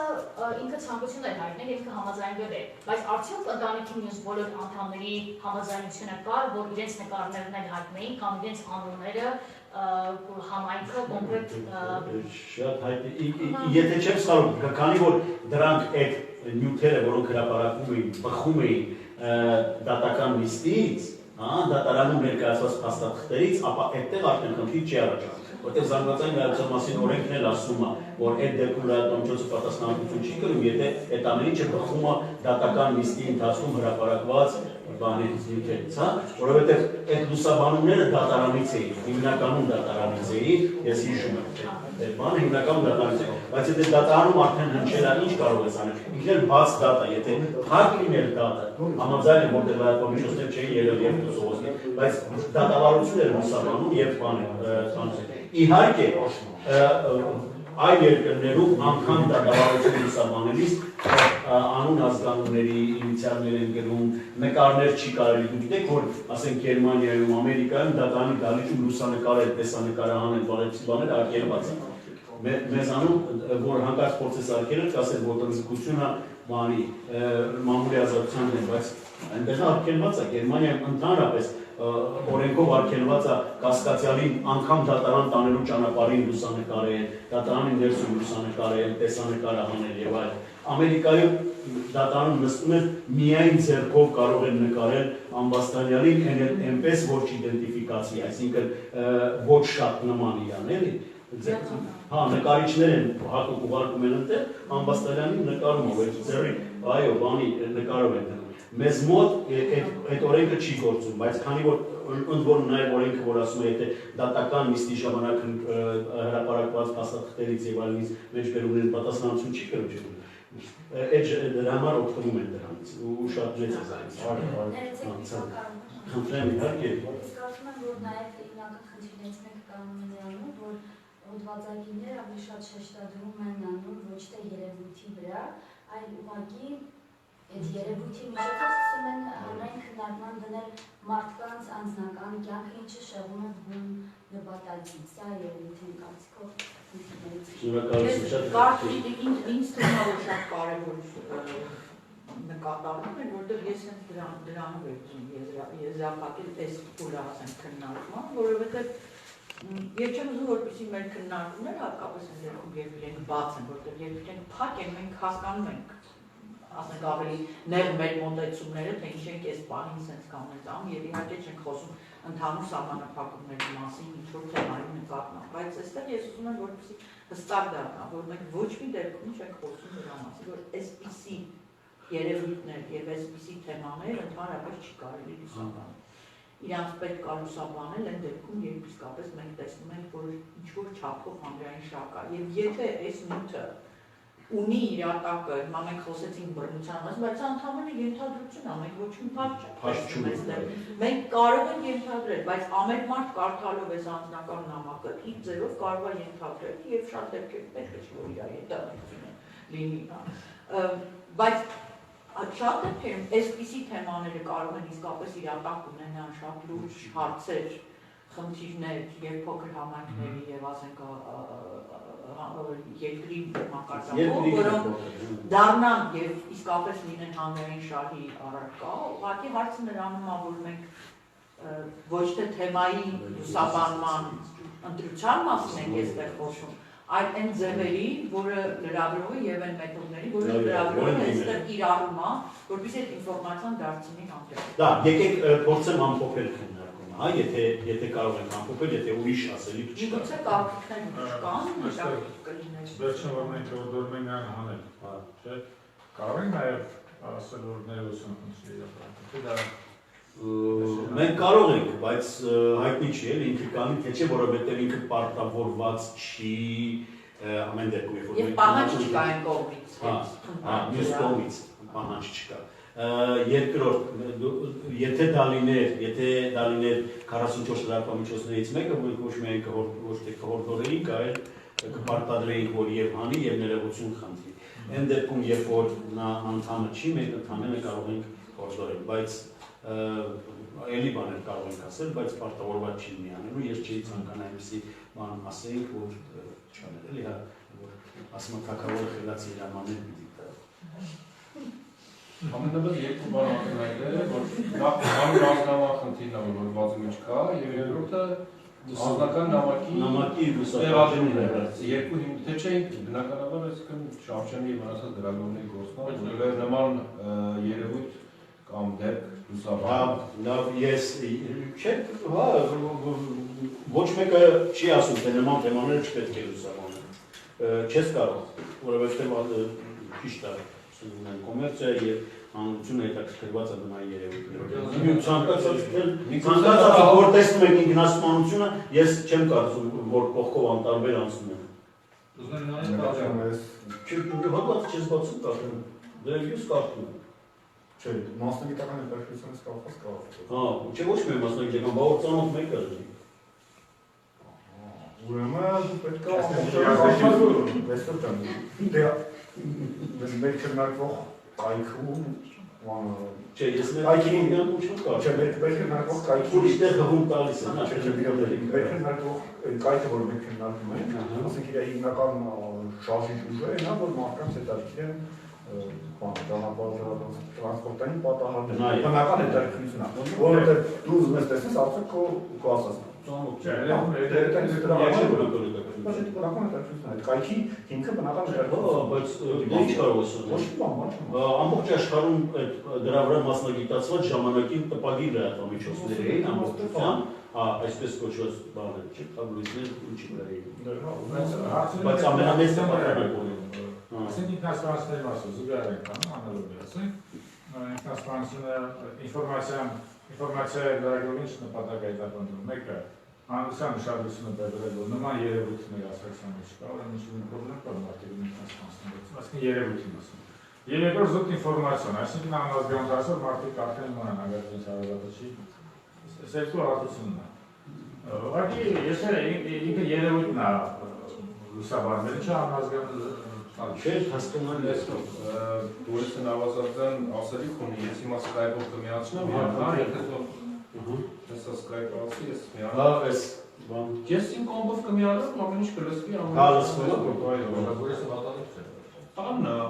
բայց ես ասել էի, որ եթե հատ լինի Skype-ով բայց հետևում է։ Իսկ մինչև այդ կարելի է մի հարց միջև։ Օրինակ, որ ասում ենք հանրային շահ, չէ՞, դա էլ է մի քիչ ոչ միանշանակ ու սպეციფიկ միջավայրի կամ չգիտեմ կոնկրետ իրադարձության կամ կոնկրետ համայնքի շահ, այսինքն էլի ասել, որ համայնքի շահ կամ չգիտեմ, դա էլ է ինձ թվում է էլի հարաբերական ու երբեմն որոշումների մեջ էլ կարող է լինի, որ դա լինի ոչ օբյեկտիվ ու կարող է մանիպուլատիվ։ Հա, այսինքն տեղ է թողում, որ մարդը ով սխալ է ու մարդը ով հանրային շահ չի ներկայացնում, տեղ է թողում իրեն, որ ինքը Շատ ճիշտ ես ասում, այդ հանրային շահ որոշելներ չունի այնպիսի հստակ չափանիշներ, որով դու կարող ես ասել։ Չնայած օրենքներում էլ ասենք թեկուզ, տեսեք, կարող է դուք 7 հոգով նստեք 4-ի համար, 4-ը գտնի, որ սա օրինակ եմ ասում, սա հանրային շահ է, 3-ը գտնի, որ չէ։ Այսինքն էլի տեղ է թողում ստեղ ոչ միանշանակ, ոչ վերջնական ու ոչ շատ օբյեկտիվ որոշել արդյոք սա հանրային շահ է թե ոչ։ Գիտեք, ստեղակի ինքը Շամշյանի նույնիսկ սպეციფիկան է, ինքը ինքն է ինտեգրվել ոստիկանության համակարգ, որ իր հոդվածները արդեն ոստիկանության ամփոփագրել են։ Մենք ենք էլիանը դեպքում մենք Հա, ես ձեզ հասկանում եմ, ուղղակի ոչ կոնկրետ այս դեպքի համար եմ ասում, առհասարակ։ Հեռախոսի բարձրախոս։ Առհասարակ կարելի է ասել, բայց այս դեպքում Հա, դրիվ համաձայն եմ այս դեպքում։ Լրիվ ոստիկանության համակարգը։ Ես միացել եմ ժողովուրդ։ Մի րոպե։ Եղեք։ Կարող եք խոսել, արդեն միացել ենք։ Բայց կարծում ես, դեռ լսել։ Ողջույն բոր։ Բայց չես զգում ես, ես ուզում եմ չես Ես քանի որ լրիվ չեմ կարողացել հետևել քննարկմանը, մի փոքր կապի խնդիր կար։ Ես մի քանի տեզիսներ ուղղակի կասեմ, որոնք կարևոր են այս քննարկման համար, եւ կներեք, եթե արդեն դրա մասին խոսվել է, ես կրկնվում եմ։ Առաջինը կարծում եմ այս միջադեպը պետք է նայել ոչ թե անձնական տվյալների տարածման համատեքստում, այլ հենց անձնական կյանքի միջամտության դաշտում, եւ դա նշանակում է, որ այստեղ պաշտպանվածությունը լրատվամիջոցի լրագրողներ շատ ավելի ցածր է, քան եթե խոսքը գնար անձնական տվյալների տարածման մասին։ Երկրորդը կարևոր է, որ այդ կինը, որի մասին փաստորեն հրապարակվել է նյութ եւ որի վերաբերյալ կա բողոք, ոչ հայտնի անձ է, ոչ էլ հանրային դեմք։ Այսինքն իր նկատմամբ լրատվամիջոցի այդպիսի հետաքրությունը որևէ կերպ արտարացված չէ։ Մանավանդ, որ նաեւ չկա հանրային շահ, այն առումով ոչ հանրային կյանքի վրա, ոչ էլ առանձին քաղաքացիների, որոնք առնչություն չունեն այդ ընտանիքի հետ, այս միջադեպը որևէ ազդեցություն չի կարող ունենալ։ Մենք այստեղ ակնհայտորեն ունենք միայն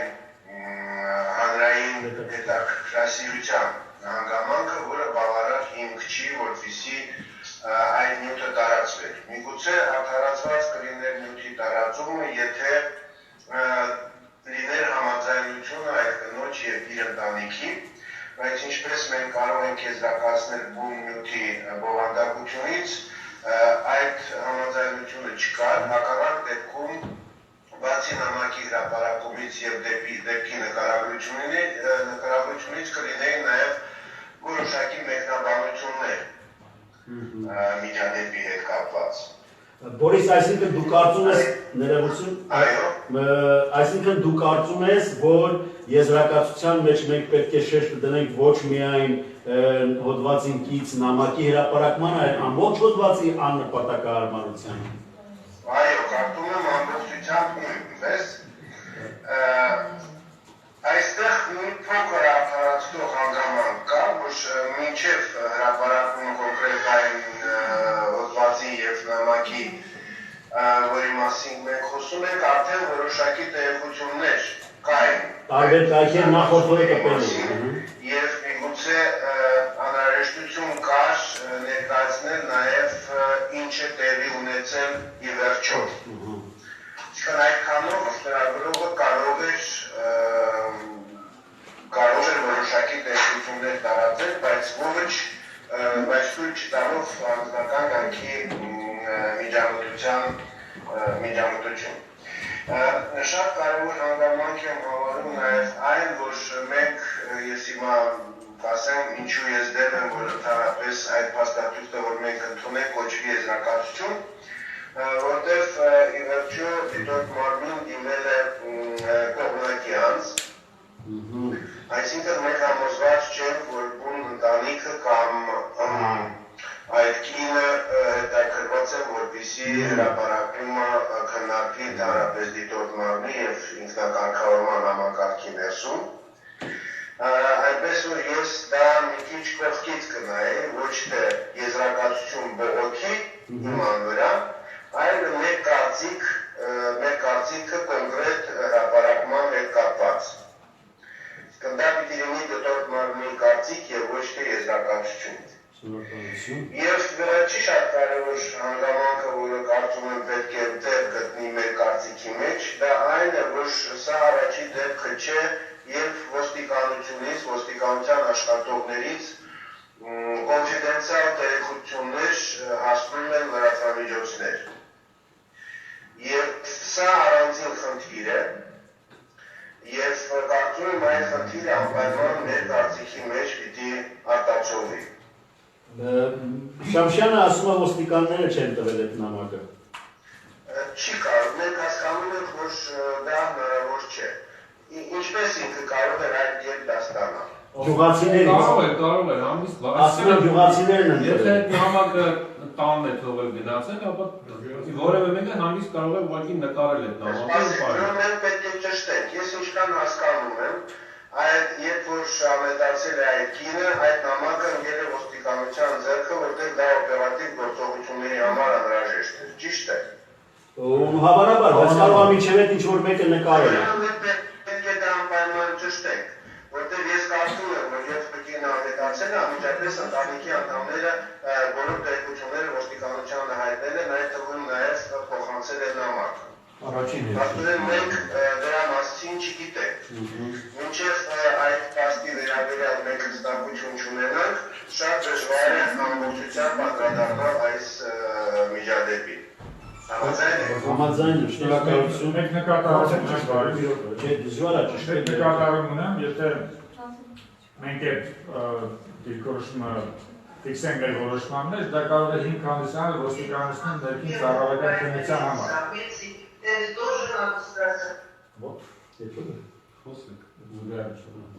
Ուրեմն նման դիրքորոշումը, այսքան հարցադրումը մեր կողմից, թե որտեղից այս նամակը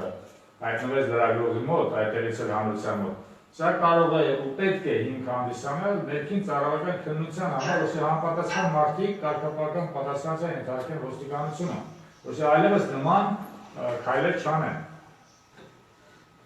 Ես օրինակ կուզեի, որ այդպիսի ծառայական քննություն իրականացվեր։ Կոնկրետ ձեր ասած էր անցած տարի մի դեպք է եղել, Շինարի Խաչմերիկու վտար է եղել, իմ տղան ուղղակի այդ այն եկել այդտեղ, ընդդեմ Շամշան չի եղել, բայց ինչ եկան այր հասել, Շամշան կողմ հայտնվել է լուսանկար, որտեղ նաև իրենք այդ վտարի կողքը կանգնած եւ գրած դեպքի վարից Շամշանը ներկայացնում է։ Այդ ոստիկանների լուսանկարը։ Շամշանը արդեն չէ, բայց դա ոստիկաններն են փոխանցել։ Բորիս բայց Բորիսը Չէ, մենք գնում ենք ոստիկան, ասում են դուք հետաքննություն եք իրականացրել այս գործը, դա Բարիսի ասածը պետք է մենք ուղղակի հաշվի առնենք, մեր էլի մտահոգությունը ընդհանրապես հայտնելով, միգուցե հաշվի առնելով բայց այս կոնկրետ դեպքի հետ, այս կոնկրետ հարցի հետ կավա, ընդհանրապես ոնց են այդ տեղեկությունը։ Այո, բայց չգնենք էլի Բորիսի առաջարկով չգնենք, որ ոստիկանությունից ոնց է հայտնվել այս հայտնենք, որ մինչև վերջ պարզ չի թե ոնց է, բայց ընդհանուր առմամբ, ասենք, որ սա խնդիր ադառնում առաջարկման մտածնարներ հենց Շամշյանի կոնկրետ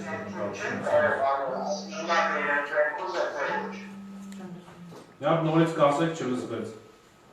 ասում եմ մենք հարցում չենք կարող անել ոստիկանությանը իրենց ձեռքում է նամակը թե ոչ ես ենթադրում եմ որ եթե իրենք օպերատիվ գործողություններ են իրականացնում նրանք պարտադիր այդ նամակը պիտի ունենային Նամակը, այսինքն նամակ ամբողջ խնդիրը է, որ մենք այստեղ խոսում ենք, որ նամակը կարող է ունենալ, կարող է չունենալ։ Եթե համարենք, որ իրենց մոտ է, բայց այդ նամակը հնարավոր է, որ որևէ մեկը արդեն նկարահանել է, պատճենահանել է, նոր է փոխանցել ոստիկանությանը։ Այսինքն մեկը փոխանցել է ոստիկանությանը, մեկը Գագիկ Շամշյանը։ Տեխնիկապես դա հնարավոր է։ Դրա համար ես առաջարկում եմ այդ քո ասած ձևակերպել ոչ թե այնպես որ առաջին դեպքը չէ եւ ոստիկանությունից կոնֆիդենցիալ ինֆորմացիան հայտնում այլ առաջին դեպքը չէ որ նախաքննության համար կարևոր կոնֆիդենցիալ ինֆորմացիան հայտնվում է բանում թե ոնց է հայտնվում ոստիկաններից կամ որևէ տեղից այո կարելի է գնել որը ենթադրաբար կարող էին տիրապետել միայն ոստիկանները հա կարելի է որպես ենթադրություն կարելի է Ես փորձեմ դա ձևակերպել, բայց կարծում եմ այդ հատվածը դժվար կլինի այդպես ձևակերպել։ Պարզապես մտահոգություն հայտնել, որ նախաքննական ինֆորմացիան հայտնվում է, թե ոնց այդ մենք չենք կարող բանալ։ Ենթադրությունների վրա ցավոք չենք կարող կարծիք անել։ Սա հնարավոր է քրեական պատասխանատվություն հանգեցնի, ես մակնային քրերով, հենց մեր որոշման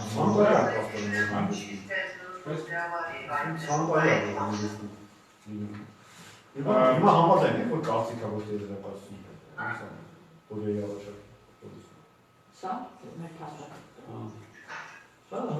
Ես համաձայն եմ երրորդ անձնի Եվ քանի որ իրանք նախաձեռնության անչափ Հա, ունեցել ենք պրակտիկա որ մեկ այլ հարց որոշակի պայմանավորություն Շամշյանի հետ եղել է մեր այդ եզրակացությունը նախորդ պայմանավորին հրապարակելու համար որպես կարծիք կհրապարակի ինքը ոչ մի անգամ չի հրապարակում ինքը պայմանավորություն չի եղել որ հրապարակում է ինքը պայմանավորվում ինքը համաձայնություն է տալիս որ մենք այս նամակը կհանի նամակը կհանի կարող է անուն ազգանունը նաև հանի հա այդքան բան անկախ նրանից եզրակացումը թե կարծիք լավ ես նորից ընթերցեմ բանը կարծիքի լսում եք Բորիսը ոչ լսում եք կարծիքի եզրափակիչ մասը Դիտորդ Մարմինը համարում է, որ անձնական տվյալները, անունը, ազգանունը, հոդվածում հրապարակելը, ինչպես նաև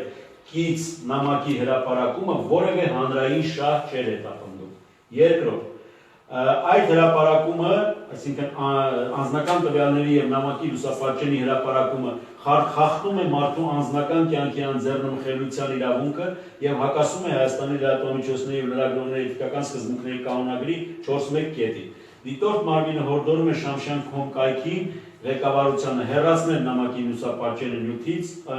անուն ազգանունները և այսուհետև նման թեմաներ լուսաբանելիս ավելի նրբանկատ լինել առաջնորդվել օրենսդրությամբ և համընդհանուր ընդունելի էթիկական սկզբունքներով։ Եվ ես երրորդից առաջ կավելացնեմ այն քո ասածը, որ սա առաջին դեպքը չէ, որ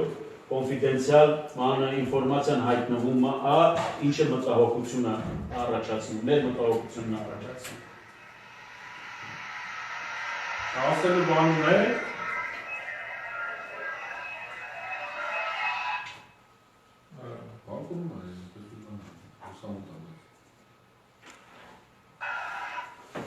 Լավ, դուք շարունակեք։ Հա, շարունակեք։ Ես ես եմ առաջարկում, որևէ մեկը ունի այլ առաջարկ ինչ-որ բան ավելացնելու ես Բոլիսի վերջին առաջարկը, որ մեր մտահոգություն հայտնենք կար։ Հա, կար, բայց առանց հա, էլի ձևակերպելու եմ։ Ես ձևակերպեմ նախագիծը կուղարկեմ ձեզ արդեն բան առցանց քննարկման, էլի շատ։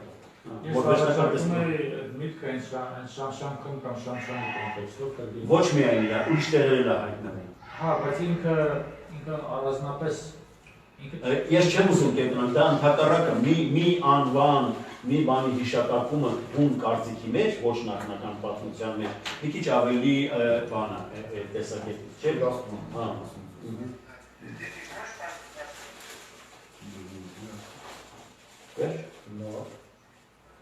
Կա ուրիշ առաջարկ։ Համարենք, որ ես եզրակացության նախագիծը, որը կարծիքի ներողություն, կարծիքի նախագիծը, որը ես ներկայացրել էի հիմք ընդունելով, ես աշխատեմ վերջնական ուրեմն տեքստի վրա, հետո ուղարկել նամակով քննարկման մասնակիցներին մեզ, ասինքն 7-ից ու կստանանք վերջնական խմբագրված տեքստ։ Եվ ով կարող են ծանոթանալ վերջում։ Դա հրապարակվելու Երևանի մամուլի ակումբի կայքում հրապարակվելու է։ Շնորհակալություն քննարկման համար։ Կարելի է հարց։ Եթե ունեք ամսաթիվ օրինակ կոնկրետ այս հոդվածը երբ է հրապարակված։ Կա։ Սեպտեմբերի 29-ին, սեպտեմբերի 29-ին, Ավարանի ոստիկանները հայտնաբերեցին 29-ին։ Հա, չէ, ուղղակի կամ ես սկզբից չեմ լսել, օրինակ ձեր այս յուղացիները կարծում էին, թե արդյոք է տարեր։ Այսինքն տեսեք, ամսի 29-ին, այսօր ամսի 14-ն է արդեն։ Ինձ հետաքրքիր է նախ կամ ես չեմ ուշադիր եղել սկզբից, օրինակ ոնց է ձեր նիստերը ժամանակահատվածը, ու արդյոք երբ ասենք լինում է դեպք, եթե կոնկրետ այս դեպքում ես վստահ եմ, որ եւ այդ նկարը եւ այդ հոդվածը ոչ միայն լինքով, այլև շատ կայքերով տարածվել են։ Ասենք օպերատորության խնդիր, եթե Շամշան Քոմը հանեց, ես վստահ չեմ, որ հարյուրավոր լրատվամիջոցներ չեն վերցրել են։ Այսինքն լինում է դեպքեր, երբ որ կարիք է լինում, որ դուք ինչ-որ ավելի շտապ ինչ-որ հա, կարիք է լինում, պարզապես Շանջան, այսպես է, մենք եղել է եզրակացություն, որ գրել ենք նաև մյուս հորդորում ենք այլ լրատվամիջոց նյումեգի դեպքում, եզրակացության մեջ եղել է, հորդորում ենք մյուս կարծեմ, եթե չեմ սխալվում, մյուս լրատվամիջոցներին, ովքեր տարածել են, այդ նույն բանը անեն, բայց նյումեգի չէ։ Այսինքն էլի ամբողջովին վերահսկելի չէ, իհարկե, համացանցի վերահսկելիությունը մեզ պիտի դիմեն, դիտորդները պիտի դիմեն, որ մենք մեզ մոտ եղել է բան, որ ասացի չէ, կիսաբաց լուսամուտները 2 տարի է տևել, մինչև մենք ասենք եկել ենք եզրակացության, որը բնականաբար ինտերնետն ազդեցություն դատարանի դեպքում դուք գիտեք, որ մի ամսվա ընթացքում պետք է դիմեն, հրապարակումը իրեն, ասենք զրպարտության և վիրավորանքի դեպքում, օրինակ հրապարակում իրեն հայտնի դառնալուց մեկ ամսվա ընթացքում, բայց ոչ ուշ կան հրապարակումից 6 ամսվա ընթացքում, ունդեղ ժամկետները հստակ են, մեկ չունենք այդպիսի ժամկետ, այսինքն կարող են անցյալ տարվա հոդվածի դեմ նոր է իմացել մարդը, որ իրան հասցեինեպսի բան է եղել, դատարանն արդեն չի կարող գնա, որովհետև պարլամենտյան ժամկետը բացատրվել ինքը կարող է դիմի մեզ։ Լավ, շնորհակալություն։ Շնորհակալություն Սուսաննա, մեզ հյուրընկալելու համար, շնորհակալություն բոլորիդ, որ այսպես համբերատար լսեցիք, թե մենք այստեղ ինչ ենք անում եւ իմացել դիտորդման մասին։ Հա, մենք